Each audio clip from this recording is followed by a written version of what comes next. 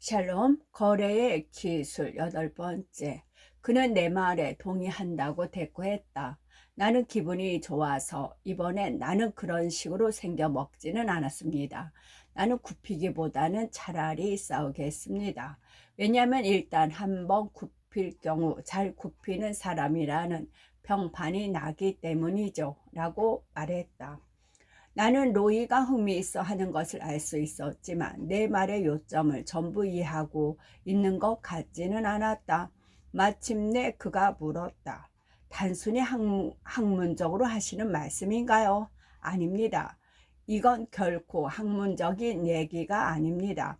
정부가 인권에 관한 법률을 내세워 우리 회사뿐 아니라 다른 많은 회사들을 상대로 소송을 제기한 일이 있지요. 정부의 주장은 우리가 몇몇 주택 개발을 추진하면서 흑인들을 차별 대우했다는 것입니다. 나는 그에게 그날 오후 내내 아버지와 함께 월가의 어마어마하게 규모가 큰 한 회사에서 변호사들과 얘기를 나눈 일과 변호사들이 우리에게 타협을 지으라고 충고했던 일을 설명했다. 그 같은 방식은 정부가 뭔가로 시비를 걸 때 대부분의 사업가들이 행하는 바로 그런 방식이었다. 왜냐하면 사업가들은 설사 그들이 승산이 있다고 믿고 있을지언정 나쁜 평판이 나는 것을 원치 않기 때문이다. 사태를 원만히 수습해야 한다는 것은 생각조차 하기 싫었다. 사실 우리는 빌딩의 일부를 흑인들에게 임대해 주고 있었다. 단지 백인이건 흑인이건 간에 복지 사업에 관계의 일을 하는 사람에겐 임대를 해주지 않고 있을 뿐이었다. 나는 역시 같은 건축업자인 세무얼 루프라크가 정부의 압력에 못 이겨 하는 수 없이 복지사업 관계에 일을 하는 사람들을 받아들였을 때 어떤 일이 일어났는지를 똑똑히 알고 있었다. 그들은 루프라크의 건물들을 망쳐버린 것이나 다름없었다. 우리는 임대료를 제대로 지불할 수 있고 말쑥하고 깨끗하며 좋은 이웃이 될 수 있고 임대료보다 적어도 4배가량의 소득이 있어야 한다는 우리의 요구 조건을 충족시킬 수 있는 그런 임차인들을 원했다. 그래서 나는 로이에게 물었다. 어떻게 하면 좋을까요? 내 생각으로는 정부 관계자들에게 욕지거리를 퍼부은 다음 법정에서 시시비비를 가리도록 하는 게 좋을 듯합니다. 그리고 그들더러 당신이 인종차별을 했는지를 입증하라고 하세요. 당신이 흑인들에게는 빌딩 임대를 해준 사실을 보건대 입증하기가 쉽지는 않을 것입니다. 그는 이렇게 말하고 이어서 당신이 백인이건 흑인이건 간에 원치 않는 사람에게까지 임대를 해줄 의무가 없다고 생각합니다. 그리고 정부가 당신의 사업에 대해 이러쿵저러쿵 간섭할 권리는 없는 것입니다. 라고 말했다. 이때 나는 로이 콘이 이 소송을 담당하게 적임자라는 생각을 굳혔다.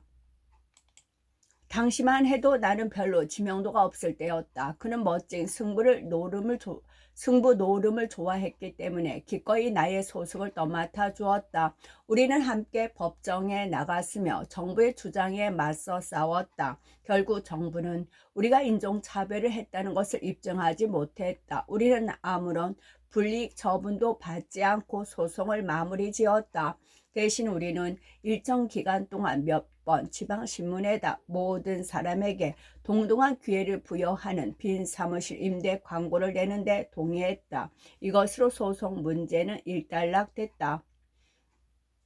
이 기간 동안 나는 노이로부터 많은 것을 배웠다. 그는 훌륭한 변호사였으며 당시 그 자신도 훌륭한 변호사가 되고 싶어 했다.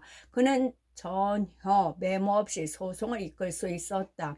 그는 마치 사진으로 찍은 듯한 놀라운 기억력의 소유자였으며 머리 회전이 뛰어났다. 사전에 치밀한 준비를 하고 변론을 임하는 날에는 거의 무적에 가까울 정도였다.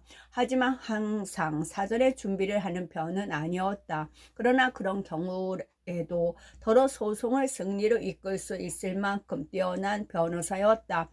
물론 그가 항상 승리를 하는 것은 아니었고 때로는 패배를 맛보는 경우도 있었다. 이 때문에 나는 재판 날짜가 임박할 때마다 그에게 준비 여부를 묻곤 했다. 만약 그가 준비가 돼 있지 않을 경우엔 재판 자체를 연기시켰다. 나는 지금 로이를 놀려주고 있는 것이 아니다. 나는 보이스카우트에 가입할 만큼 어린 소년이 아니었다. 언제인가 그는 자신의 인생 중 3분의 2 이상을 이런저런 소송일로 보냈다고 나에게 말했다. 그 말은 나를 무척 놀라게 했다. 나는 그에게 로이, 한 가지만 말해주겠어요? 정말 당신은 그렇게 많은 소송을 맡았었나요? 라고 물었다. 그는 나를 빤히 쳐다보더니 미소를 지으면서 도대체 당신은 지금 무슨 생각을 하고 있는 겁니까? 라고 되묻는 것이었다. 믿을 수가 없는 일이었다. 로이에 관해 무슨 말이 오가든 간에 그는 매사에 매우 엄격한 사람이었다. 그에게는 엄격함이 신 다음으로 세상에서 가장 중요한 것처럼 보였다. 예컨대 로이의 모든 친구들은 그가 게이임을 알고 있었으며 누구나 사교 모임에서 그를 만나면 그의 곁에는 예외 없이 매우 잘생긴 젊은 사내가 붙어 있음을 볼 수 있었을 것이다. 그러나 정작 로이 자신은 그 점에 관해 한마디 얘기조차 하지 않았다. 자신이 다른 사람들에게 그와 같은 이미지로 비치는 것만은 좋아하지 않았던 것이다. 그는 일반인들이 게이를 무기력한 인간으로 이해하고 있음을 잘 알고 있었다. 무기력한 인간으로 비치는 것만은 그가 결코 원치 않는 일이었다. 이 때문에 그는 이 같은 이미지를 모면하기 위해 거의 극단으로 치닫기도 했다. 만약 게이의 권리를 보장하는 문제가 거론된다면 그는 앞장서서 이 문제에 대해 소리 높여 외쳤을 것이다. 로이는 엄격한 것에 비해 친구가 많은 편이었으며 나 역시 그중 하나였다고 부끄럽지 않게 얘기할 수 있다. 그는 진실로 신뢰할 수 있는 인간이었다. 신의는 그에게 명예와 관련된 일이었다. 또한 그는 매사에 빈틈이 없어 누구나 소송을 맡기기에 썩 좋은 인물이었다. 설사 그가 개인적으로는 어떤 사람의 의견에 반대하고 또 어떤 사람을 변호하는 것이 그에게 반드시 좋은 일만은 아니라 해도 누구나 그를 믿고 대신 타석에 서도록 부탁할 수 있는 바로 그런 인물이었다. 그렇다고 그가 두 개의 얼굴을 가진 것은 결코 아니었다. 완전 무결한 일관성을 떠벌리며 출세의 길을 걷고는 있지만 신이라고는 전혀 없는 수백만의 존경받는 인간들과 그를 비교해보라. 그들은 자신들에게 가장 유리한 것만을 생각할 뿐 친구에게 문제가 생겼을 때 그의 등에 칼을 꽂는 일을 서슴없이 행할 것이다. 내가 로이 콘을 좋게 본 것은 그라면 당연히 그 반대일 것이라는 점 때문이다. 로이는 친구가 병원 침대에 누워있을 때 다른 모든 사람들이 떠나고 난 뒤에도 오랫동안 남아 임종을 지켜볼 그런 위인이었다. 어쨌든 나는 맨해튼으로 옮겨오면서부터 많은 사람들을 알게 됐으며 또 부동산에 대해서도 눈을 떠갔다. 그러나 여전히 내가 원하는 가격에 살 수 있는 그런 부동산을 찾을 수 없었다. 1973년 갑자기 맨해튼에 찬바람이 몰아닥쳤다. 나는 예전부터 시장은 언제든지 식을 수 있는 것으로 이해해왔다. 왜냐하면 모든 일에는 주기가 있기 마련이고 부동산 또한 예외는 아니기 때문이었다. 그러나 그렇게 사정이 악화될 것이라고는 예상하지 못했다. 맨하탄의 찬바람은 복합적인 요인들의 결합으로 나타난 것이었다. 첫 번째 요인은 좀 전까지만 해도 특히 도시와 같은 곳에는 무진장으로 베풀어주던 주택 건설 보조금을 잠정 중단한다는 연방정부의 발표였다.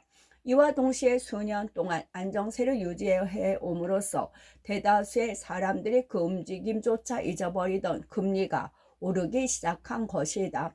더욱 상황의 악화를 초래한 것은 인플레이션, 특히 건설 비용의 인상이었다. 건설비는 물론 인플레이션이 전혀 없는 나라에서도 오르는 경향이 있기는 하다. 그러나 정작 가장 큰 문제거리는 뉴욕시 자체가 안고 있었다.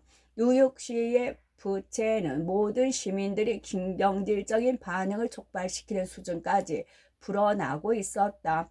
처음으로 사람들은 도시가 파산할 것이란 얘기를 들을 정도였다. 공포는 더욱 큰 공포를 불러일으켰다. 그로부터 얼마 후 뉴욕은 신뢰의 상실이란 위기를 겪게 됐다. 사람들은 뉴욕시를 믿지 않았다.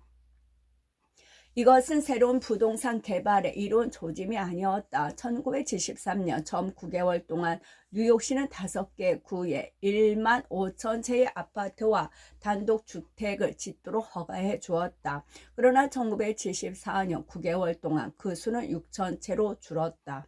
다른 사람들과 마찬가지로 나 역시 뉴욕시의 장래에 대해 걱정을 했지만 그렇다고 밤잠을 못 이룰 정도는 아니었다. 나는 원래가 낙천주의자인데다 솔직히 말해서 나로서는 당시 뉴욕시가 안고 있는 문제거리를 오히려 좋은 기회로 보고 있었다. 나는 퀸스에서 자랐기 때문에 맨해튼에 항상 살기에 가장 좋은 곳, 또 세계의 중심지가 될 것을 거의 광신에 가까울 정도로 믿고 있었다. 뉴욕이 단기적으로 볼 때는 어려움을 겪을 수 있겠지만 결국에 가서는 상황이 반전되고야 말 것으로 믿어 의심치 않았다. 어느 다른 도시가 감히 뉴욕의 위치를 대신 차지할 수 있을 것인가? 뉴욕에 있는 여러 부동산들 중 가장 나의 마음을 매료시켰던 것은 59번가로부터 시작해서 72번가까지 허드슨 강을 따라 쭉 이어진 거대한 철도 부지였는데 그것은 당시만 해도 쓸모없는 땅으로 방치되어 있었다. 웨스트 사이드 고속도로를 따라 드라이브를 할 때마다 나는 그곳에 무엇을 세우면 좋을까를 항상 생각하곤 했다.